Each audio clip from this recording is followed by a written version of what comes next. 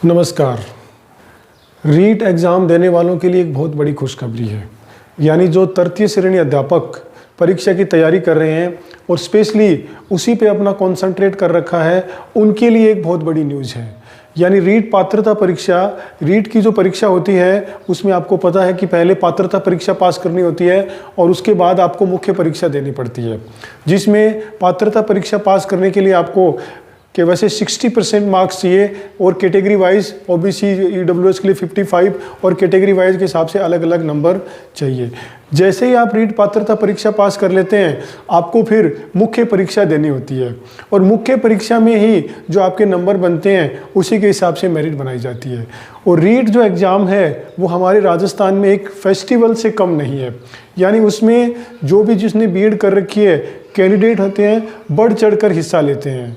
और अभी जैसे हम रीट पात्रता का इंतज़ार कर रहे हैं, जो 27 और 28 फरवरी को एग्ज़ाम होने वाला है, और आज उस शाम तक आपको उनका जो एडमिट कार्ड है वो देखने को मिल जाएगा। यानी उसके लिए पहले से ही रूल्स बता दिए गए हैं कि जिन्होंने पहले से रीट पास कर रखी है, जो पहले से 2022 जो रीट का एग्ज़ाम हुआ था उसमें जिसने पात्रता हासिल कर ली है उसे दोबारा एग्ज़ाम वो दे सकता है, लेकिन वो ऑलरेडी पात्र है। लेकिन 27-28 को बहुत काफ़ी फॉर्म 14 लाख के आसपास फॉर्म भरे गए हैं, तो काफ़ी बढ़ चढ़ कर हिस्सा ले रहे हैं। तो रीट मुख्य परीक्षा जिसका इंतज़ार कर रहे हैं, ये परीक्षा खत्म होते ही आपको इसका अप्रैल से पहले आपको इसका रिजल्ट देखने को मिल जाएगा और मुख्य परीक्षा की विज्ञप्ति आपको देखने को मिल जाएगी।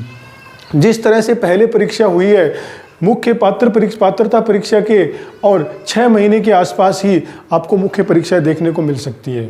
यानी अगर अप्रैल तक सब कुछ सही रहा तो आपको अक्टूबर नवंबर के आसपास जो कह सकते हैं आपको मुख्य परीक्षा देखने को मिल सकती है।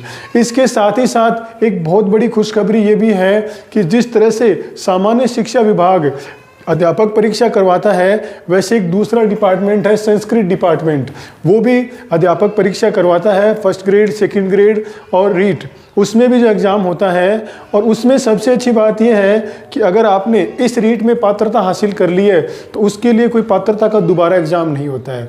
यानी इसी पात्रता से आप संस्कृत शिक्षा विभाग की मुख्य परीक्षा भी दे सकते हैं।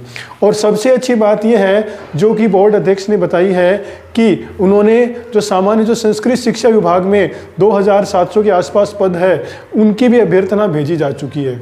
यानी जल्द ही उनकी भी विज्ञप्ति आपको देखने को मिल जाएगी। और जो रीट मुख्य परीक्षा की तैयारी कर रहे हैं उनके लिए वो जो संस्कृत विभाग में जो रीट निकलेगी, जिसमें अलग अलग विषय के अलग अलग पोस्ट होंगे, उसमें भी आप परीक्षा दे सकते हैं।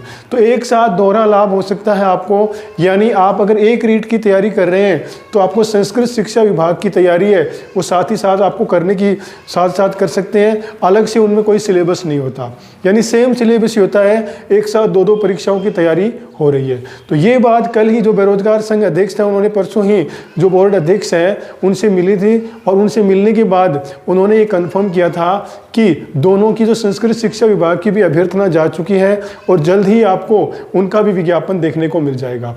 तो रीट की तैयारी करने वालों के लिए बहुत बड़ी न्यूज़ है। उनके साथ उनको दो परीक्षा यानी दो भर्तियां एक साथ आ रही है। यानी और जो आपकी जो रीट संस्कृत शिक्षा विभाग की परीक्षा है वो भी आपको जो मुख्य परीक्षा होगी यानी नवंबर से स्टार्टिंग से लेकर और फरवरी तक कभी भी हो सकती है दोनों परीक्षाएं।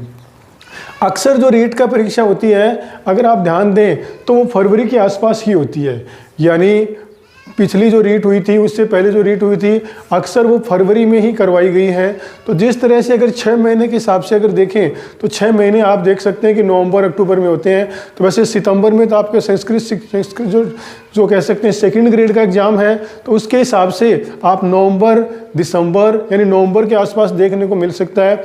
नवंबर से लेकर दिसंबर तक आपको दोनों परीक्षाएं हो जाएंगी, यानी जिसमें सामान्य शिक्षक जो रीट है वो भी और संस्कृत शिक्षा विभाग की। तो इस तरह से अगर आप देखें तो रीट की तैयारी करने वालों के लिए दोहरा फायदा है। यानी दोनों परीक्षा एक साथ करवाने की बात चल रही है। यानी एक साथ का मतलब वो साथ में ही समझ सकते हो। तो इससे बहुत बड़ा फ़ायदा है। आप अगर तैयारी कर रहे हो, एक की तैयारी कर रहे हो, तो दोनों की तैयारी साथ में ही हो रही है। और अभ्यर्थियों के लिए ये बहुत बड़ी न्यूज़ है। तो जो रीट की तैयारी, पात्रता की तैयारी कर रहे हैं वो मुख्य परीक्षा के पॉइंटों को ध्यान में रखकर ही तैयारी करें, ताकि क्योंकि आप ध्यान से अगर देखेंगे तो रीट पात्रता में जो भी आपके जो पॉइंट्स है, अधिकांश जो पॉइंट्स है वो मुख्य परीक्षा में मिलेंगे।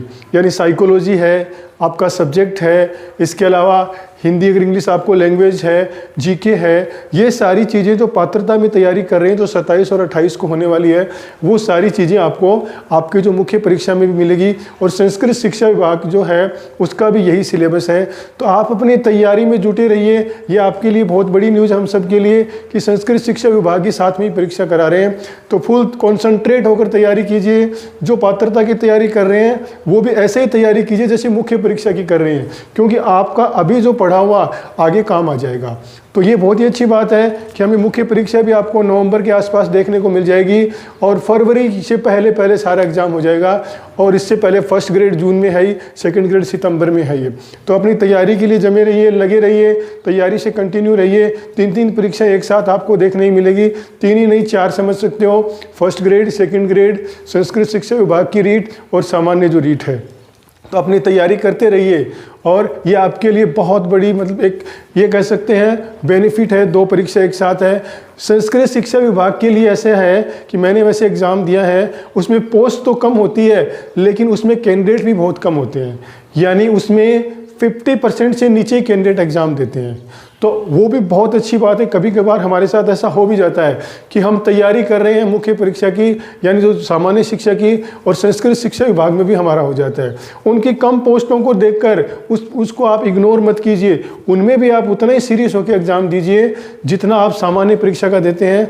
कभी कभार कम पोस्ट में भी हमारा सिलेक्शन हो जाता है। तो सारी परीक्षाओं को सीरियस होकर तैयारी कीजिए। अपनी तैयारी में कंटिन्यूटी रखिए। उसमें रेगुलरिटी बहुत ज़रूरी है। आपकी रेगुलरिटी ही आपको सक्सेस करती है। तो यही न्यूज़ थी कि आपको संस्कृत शिक्षा विभाग और सामान्य जो परीक्षा दोनों करीब साथ में होने की बात है और दोनों में हमारे फ़ायदा है। और विज्ञप्ति आपको जैसे ये पात्रता परीक्षा है अप्रैल के आसपास देखने को मिल जाएगी। और कोई न्यूज़ होगी तो मैं आपके लिए सबसे पहले लेके आऊँगा। आप मेरा वीडियो देखते रहिए, मेरा चैनल देखते रहिए। आप अपना समय देते हो इसके लिए